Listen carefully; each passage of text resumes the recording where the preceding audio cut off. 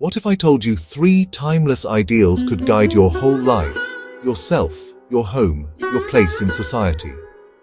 In India's wisdom tradition, Shiva, Rama, and Krishna each carry one of those guiding lights. Think of Shiva as the master of the inner world. He's the ideal of self-mastery. Sit in deep meditation, dance with joy, crescent moon on his head, keep learning without ego. The third eye, clarity that burns through illusion, dissolution that clears space for renewal. Choose stillness over impulse, let an old habit dissolve so growth can happen. Leaning into Shiva. Rama is the blueprint for family and duty. The steady center, keeps promises even when it's hard. Family life is responsibility, fairness, courage. Show up for the people I love, tell the truth, carry my share without drama, practicing Rama.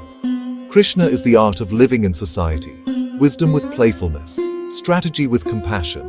What leads to the greatest clarity, kindness, growth for everyone involved. Sometimes that means guidance, sometimes it means joyful participation. Balance heart and head in public life, work, community, friendships, acting in Krishna's spirit. Here's the twist. These aren't separate boxes. Your inner peace shapes your home. Your home shapes your impact on society. Society challenges you to grow within. Shiva, self. Rama, family. Krishna, society.